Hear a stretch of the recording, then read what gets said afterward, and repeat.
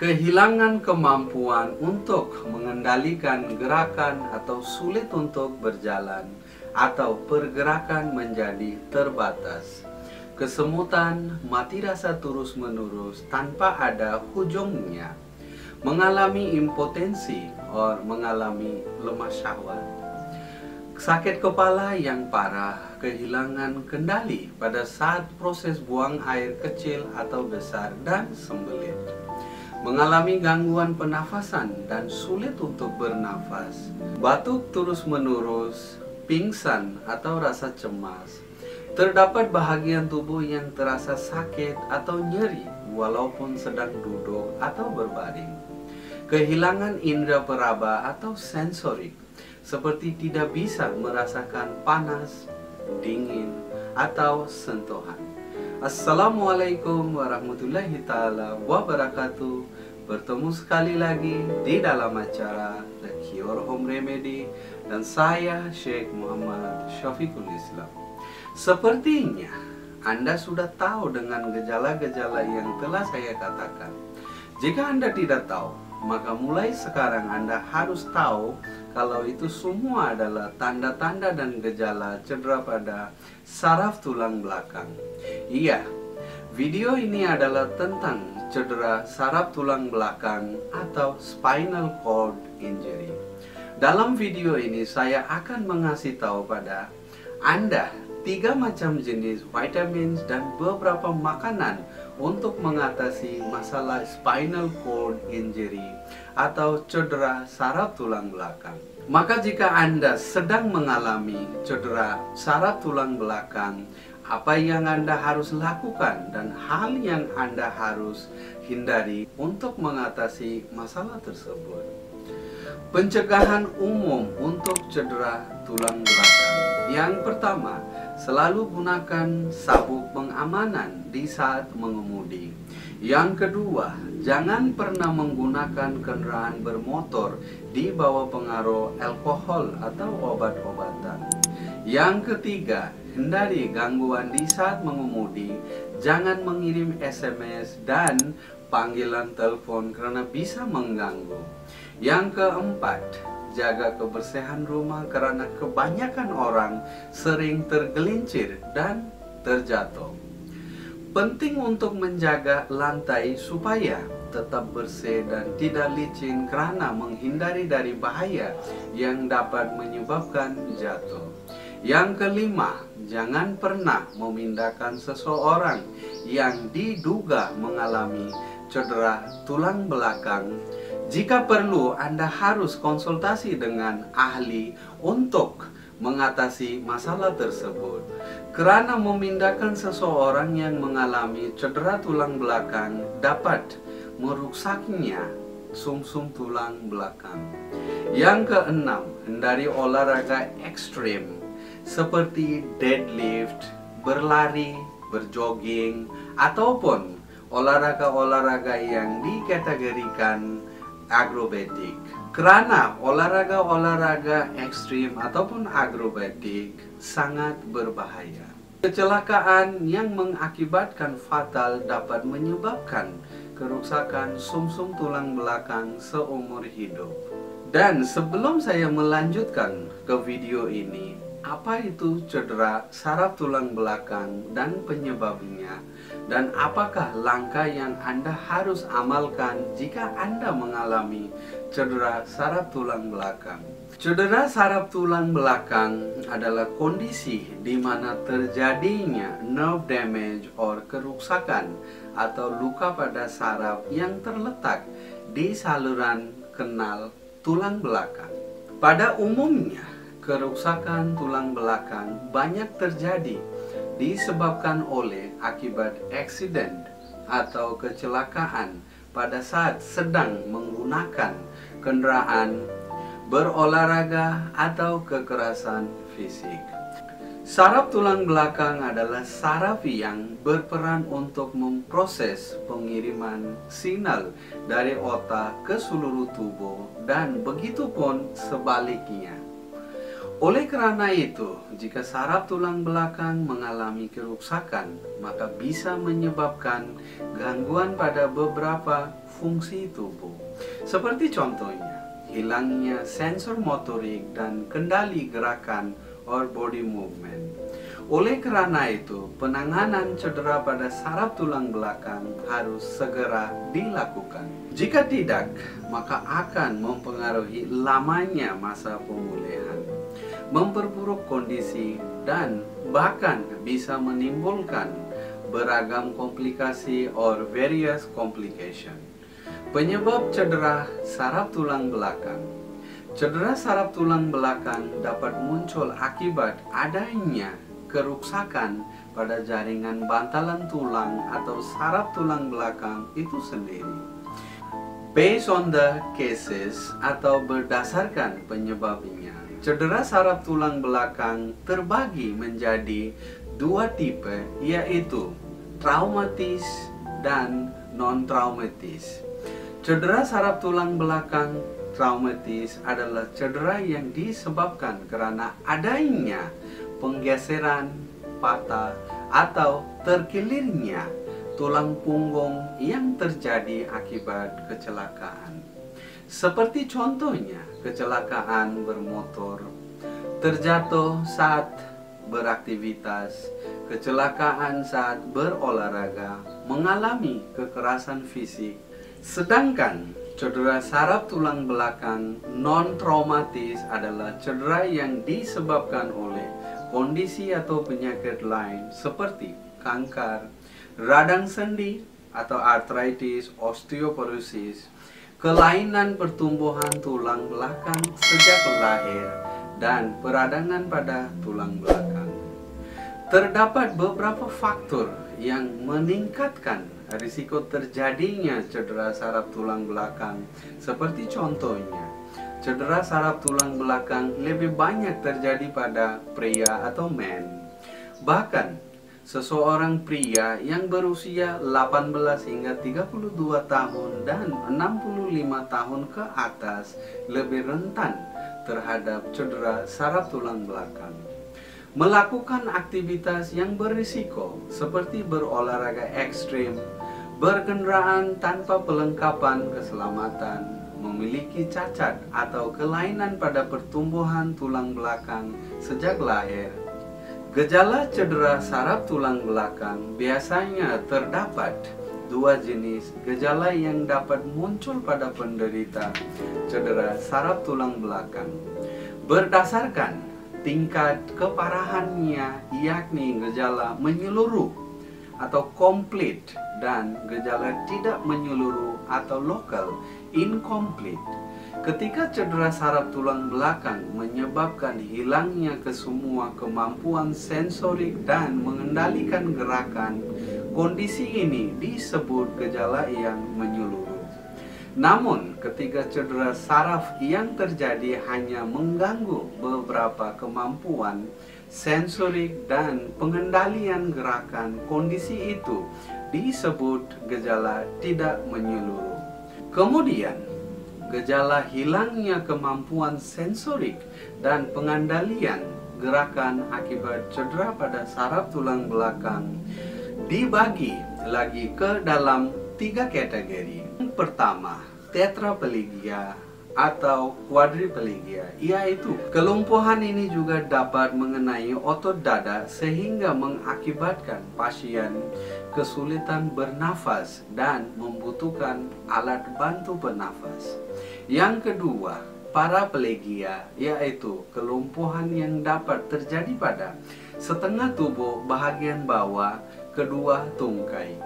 Yang ketiga, triplegia, yaitu kelumpuhan yang dapat terjadi pada kedua-dua tungkai dan salah satu lengan.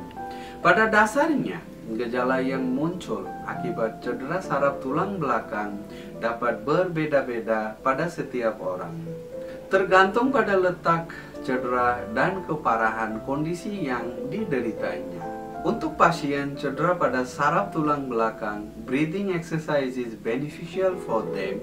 Menghembuskan nafas dan menghirup udara segar amatlah bermanfaat. Penderita cedera pada saraf tulang belakang harus melakukan olahraga pernafasan setiap hari 3 kali selama 5 hingga 10 menit secara rutin untuk mendapatkan hasil yang maksimal. Apalagi untuk melakukan olahraga pernafasan, Anda tidak perlu waktu yang khusus. Anda bisa melakukan ini kapanpun, di mana saja. Caranya adalah seperti ini. Anda hanya perlu tarik nafas dan keluar nafas, ya seperti ini. Dan olahraga ini amat ampuh untuk mengatasi masalah saraf tulang belakang. Ya teman-teman, caranya adalah seperti ini. Tarik nafas, duduk di atas kursi atau di mana Anda ingin mau duduk, ya duduk dengan tenang, posisi yang tenang. Kemudian Anda cuma deep breathing, tarik nafas dan mengeluarkan nafas, ya seperti ini. Tarik nafas melalui hidung, keluarkan melalui mulut, ya seperti ini.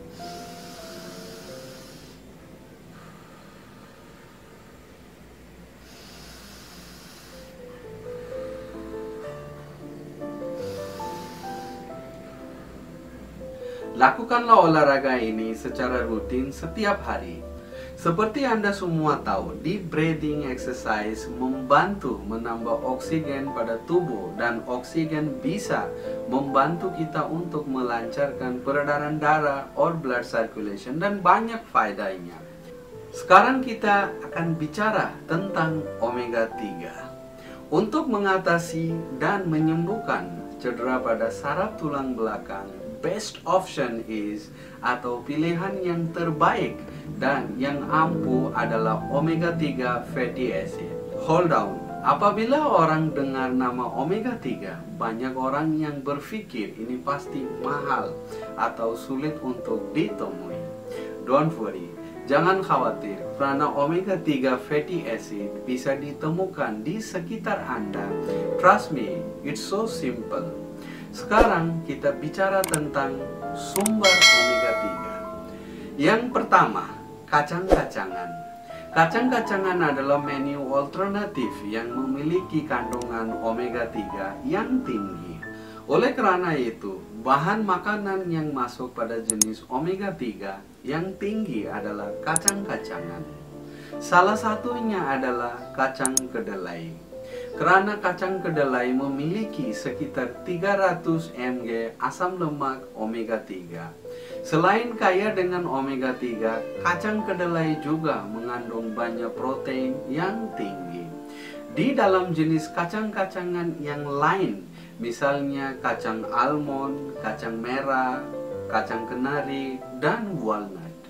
Semua jenis kacang-kacangan ini juga bisa disajikan dengan berbagai macam cara, seperti dibuat menjadi tempe, direbus, dipanggang, atau dijadikan susu. Yang kedua, biji-bijian. Omega 3 juga bisa didapatkan dari biji-bijian seperti chia seed, pumpkin seed, dan biji gandum.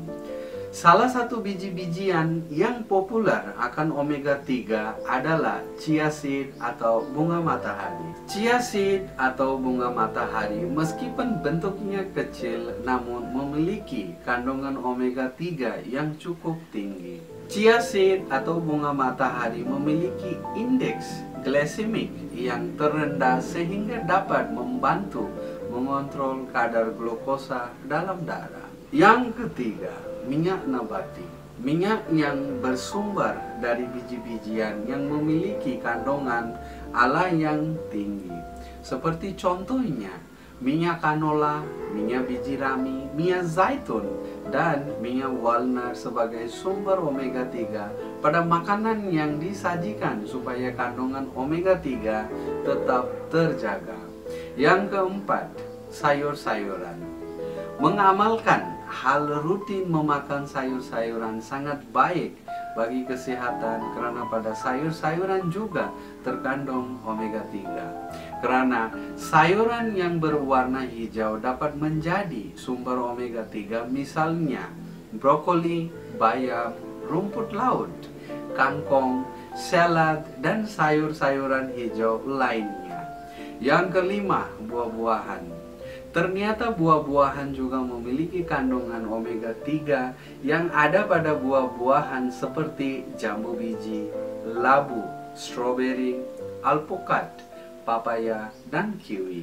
Oleh karena itu, bisa menjadi alternatif pilihan sumber nutrisi yang mengandung omega 3. Buah-buahan juga banyak mengandung vitamin, serat, dan mineral yang sangat baik bagi kebugaran tubuh.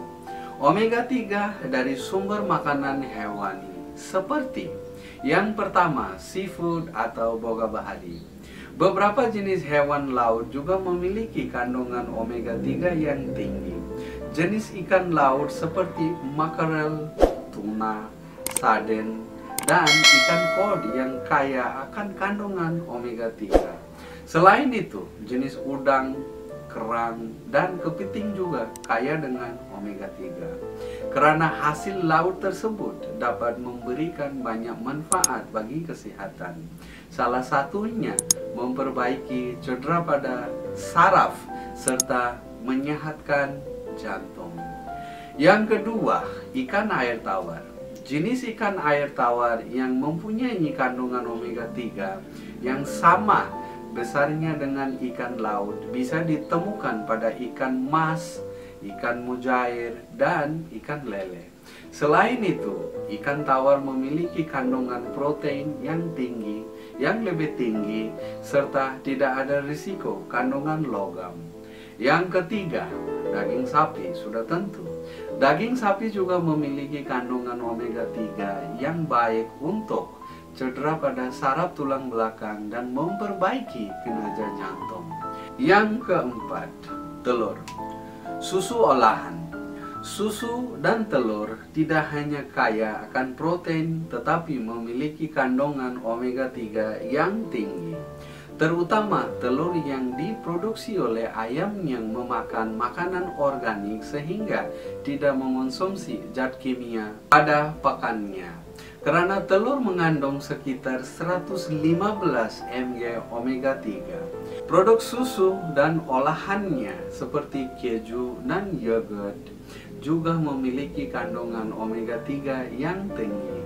Karena susu diperkaya akan protein, kalsium, zat besi, fosfor yang sangat baik untuk pertumbuhan tulang sehingga dapat membantu mengatasi masalah kesemutan, mati rasa supaya lebih cepat sembuh. Baik itu susu sapi maupun susu kambing juga memiliki manfaat yang baik untuk tubuh.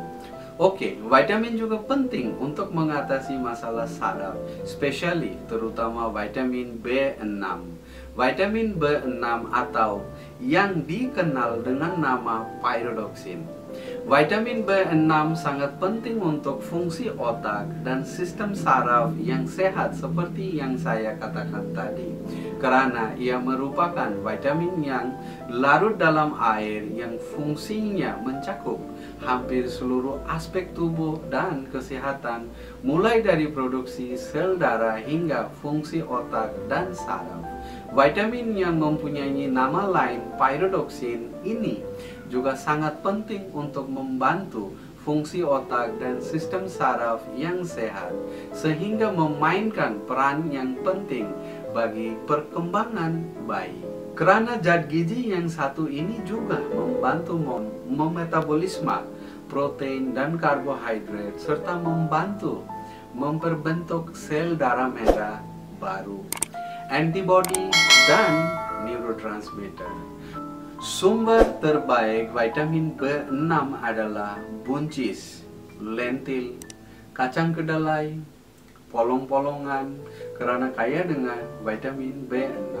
Satu lagi, vitamin juga wajib dikonsumsi untuk mengatasi dan menyembuhkan sakit saraf, tentunya vitamin B12. Selain membantu untuk mengobati masalah saraf, kekurangan vitamin B12 juga bisa mengakibatkan banyak masalah kesehatan seperti contohnya kekurangan darah. Tulang sumsum tidak dapat memproduksi sel eritrosit. Kemampuan mengangkut hemoglobin terganggu, muka tampak pucat, terjadi gangguan fungsi perut, berat badan turun secara drastis, dan terjadi radang pada lidah. Perlu Anda ketahui juga karena sumber vitamin B12 dapat ditemui dalam kerang, sarden, daging sapi, tuna, ikan trout, dan sebagainya. Well, teman-teman, di dalam video ini saya telah mengasih tahu bahwa apa itu cedera tulang belakang, olahraga apa yang Anda harus lakukan, makanan apa yang harus Anda hindari, serta makanan apa yang bisa membantu Anda untuk mengatasi sakit tulang belakang. Lakukanlah semua hal tersebut dan berdoalah banyak-banyak agar Anda secepatnya diberikan kesembuhan. Amin ya rabbal alamin. Assalamualaikum warahmatullahi taala wabarakatuh.